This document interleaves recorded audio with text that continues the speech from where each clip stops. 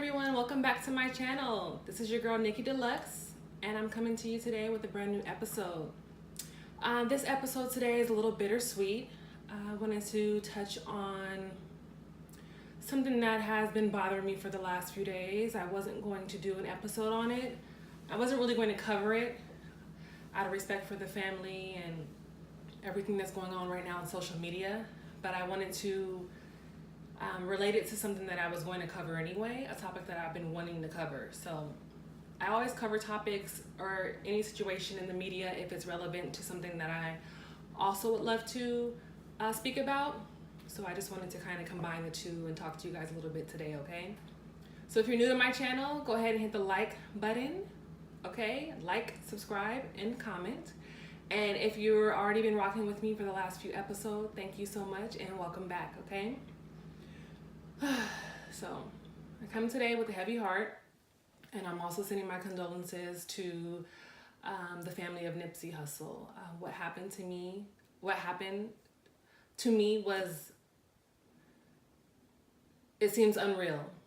And I know that this is not the first black on black crime, and this is not the first black man who has been shot in the hood, you know, over a dispute or, you know, gang related, any situations like that, or just black on black crime in general. But I wanted to talk about it a little bit. What happened was, to me, I still can't believe it. I still can't believe that a man like Nipsey Hussle, and I'm not saying that he got to where he was by having clean hands. Of course, we all know the story. You know, he was in the rolling 60s, popular gang in LA, and he was well known for that. He grew from that. He changed. He became a rap artist and actually started to invest his money from his music career back into his city, back into his home where he grew up. He was buying up property, realty in the neighborhood that he grew up in. He was basically owning the shops in that center that he frequented when he was younger. So that was one of his dreams. And he had a store called the Marathon Store. It was a clothing store.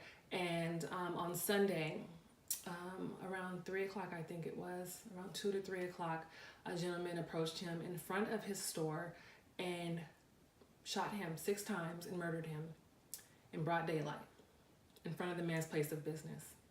So that breaks my heart. That breaks my heart. And if it was anyone, if it was a stranger, if it was someone that wasn't well known, to me that breaks my heart because, you know, how dare you come to someone's place of business, you know, and disrespect them in front of something that they work so hard for. You know, it's like you really died for what you believed in, you know, in front of his place of business. So it breaks my heart, and I'm sending my condolences to his family. And by no means is this video meant to gain clout or subscribers or likes or, you know, traffic. This is just me. Like, I was getting ready today and I said I wanted to come talk about this issue, okay? Okay, so a quote that my dad told me years ago.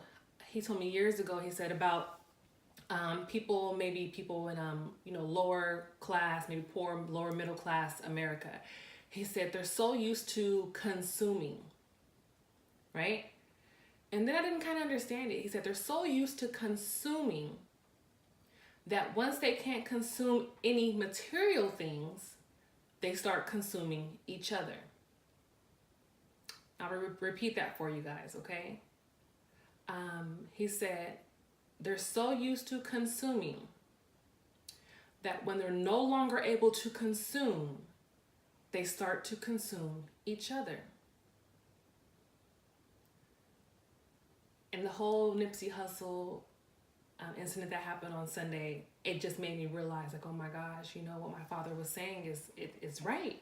You know, here we have people, lower middle class, poor America, and you know, like they worship material things. They worship cars, they worship clothes, they worship everything that's shiny, everything that's materialistic.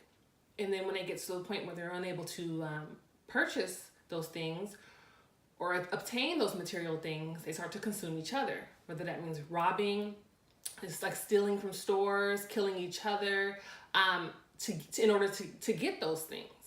And it's really sad and it's unfortunate, and it makes you really realize how much we're programmed to consume. And I think Nipsey Hussle was trying to portray and trying to get people to understand is that stop being a consumer. Be a producer. Why do we need to go and consume all these things and buy these chains and buy these clothes and buy all these things, and you're not thinking about generational wealth?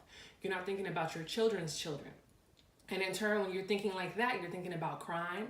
You're thinking about quick ways to make $1. You're thinking about who you can rob and steal to get that money from, or get those chains from, or materialistic things to kind of showboat and, the shiny things. But he was thinking about the future. And I remember my little brother actually brought his music to my attention years ago. We were so much younger. And my little brother was kind of listening to people that were more flashy, chains. And I could see the effect that it had on my little brother. But when he started to listen to Nipsey Hussle, and Nipsey Hussle was saying, buy back the block, I own it now, I own my masters. And for a young rapper to own his masters, and I remember him selling his mixtape, I think it was 1,000 mixtapes for $100 a piece, and people thought he was crazy. And I was thinking to myself, he's a genius. He's a genius because he created his own fan base, and he knew that with the scarcity of the CDs, basically supply and demand, simple economic rule, that he was going to sell those CDs. Why pump out millions of CDs and be underneath a big record label and see close to nothing of that profit when you have created your own fan base and you can sell to those people supply and demand, right? And it was a hit. And for a young Black man, I think you realize that when you're smart, you're smart. I'll tell people that every day. When you're smart, you're smart. You can make money doing anything, whether you use it for the negative or you use it for the greater good. You're going to make money. And Nipsey probably made a lot of money doing not so good things in his life. But if you understand business and you understand how money works and how the economy works, like supply and demand, and how consumption works, you're going to make money in anything that you do. So I'm just proud of this young man that came from where he came from and maybe didn't have the best example set before him. He didn't, wasn't born into money. He had to figure it out. So, I applaud that young man. And he wasn't afraid to tell people, hey, I'm not going to buy that chain. I'm not going to buy that car. I'm going to buy that building. And if you don't like it, oh well. But in 10 years, we'll see what really matters in the end, right? Depreciation and appreciation. And he just had it down. And I understand that it's going to take us a lot longer. We as a society, it's going to take us a lot longer as Black people, Black individuals, to come together and support one another and get ahead. It's going to take us a lot longer, and it's a lot harder for us to break those cycles, and break those things that were taught to us, and feel like we can achieve more. So I just wanted to talk about that, and just consumption, and how businesses don't even refer to human beings as individuals. They don't even refer to us as individuals. They refer to us as consumers. That's all we are. We're just consumers. We're just someone buying a product. We're just a number. And if you understand that, and you can get on the other side of that and be a producer and to help people and actually do something that's going to make a difference, you should. You really should. It breaks my heart to see a lot of our young people, like what they said, that Black people were the leading purchasers of Mercedes-Benz.